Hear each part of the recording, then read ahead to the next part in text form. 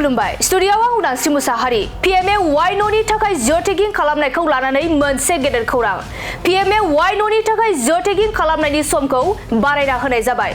22 अक्ट'बरसिम PMA Y न'नि थाखाय जिअ टेगिं खालामनायनि समखौ बारायनाय जाबाय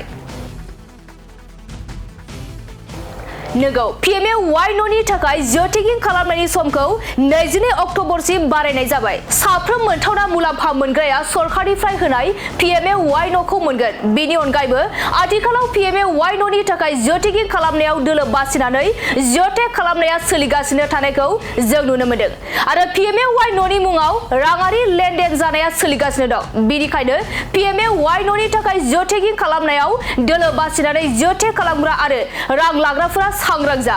जुदि नोंथाङा PMA वाइ न'नि थाखाय दोलो बासिनानै जिअ टेग खालामदों आरो रां लादों अब्ला नोंथाङा खैफोदाव गोग्लैनो हागौ आरो जिअ टेग खालामनायाव रां लाजाग्रा मुलाम्फागिरिफोरा सरकारा फोसावनाय मोनसे नम्बराव अजद होनो हागोन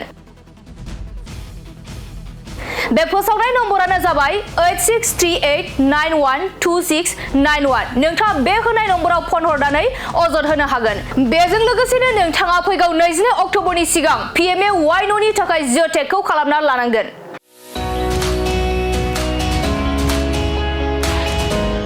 मोनसे फोसावथाय bachelor of vocational nursing care लानो गोसो गुदुं लाइमोनफोरनि थाखाय मोनसे गोजोनथाव खौरां बाक्सा जिल्लानि सिङाव थानाय बरमायाव rural institute of health science group of vocational nursing एडुकेशनाव बेचलर अफ भकेशनेल नार्सिं केयारनि थाखाय मुं थिसननाय एबा एडमिशना सोलिगासिनो दं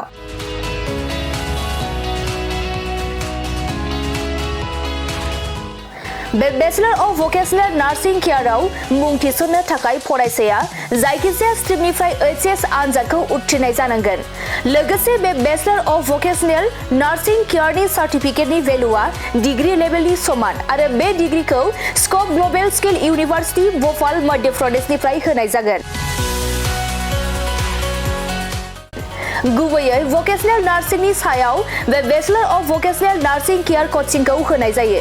आरो बे कचिंआ जोबखांनायनि उनाव नोंथाङा सरकारि साख्रि कर्परेट साख्रि आरो प्राइभेट साख्रि मोननायनिबो सुबिदा दं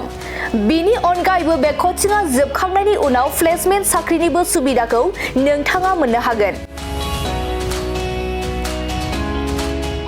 बेनिखायनो जाय बिथांमोना बे bachelor of vocational nursing care कर्सखौ खालामनो गोसो थाबैनो नैबे 8723035865 जानबुं नम्बराव सुलाद लानानै गावनि मुंखौ थिसननो हागोन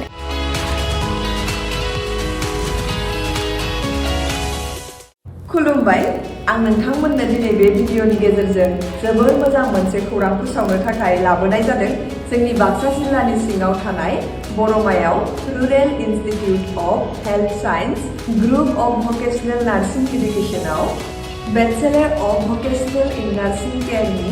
एडमिशना सोलिगासिनो दङ आरो बेयाव एडमिशन लानो थाखाय स्टुडेन्टआ जायखिजाया स्ट्रिमनिफ्रायनो 12 पास जानाय जानांगोन आरो बेनि सार्टिफिकेटनि भेलुआ ग्रेजुवेट लेभेल एबा डिग्री लेभेलनि समान आरो बे डिग्रीखौ scope global skill university Bhopal Madhya प्रदेशनिफ्राय होनाय जागोन स्पेसियेलि भकेशनेल नार्सिंनि सायाव बेस खालामनानै बे कर्सखौ होनाय जायो कर्स कमप्लिट जाखांनायनि उनाव गभर्नमेन्ट जब कर्परेट जब आरो प्राइभेट जबजों लोगोसे फार्दार मास्टार डिग्री खालामनो गोसोब्ला खालामनोबो हायो आरो बेयाव कर्स कमप्लिट जाखांनायनि उनाव प्लेसमेन्ट जबनिबो सुबिदा दङ बिदिब्ला एथ' मोजां सुबिदाखौ जों मानो जोंनि आखाइनिफ्राय बारग'होनो जाय बिथांमोना बे कर्सखौ खालामनो गोसो होनाय नाम्बाराव थांनानै थाबैनो कन्टेक्ट खालामदो आरो गावनि सिटखौ बुक खालामनानै गावनि फिउचारखौबो ब्राइट खालामदो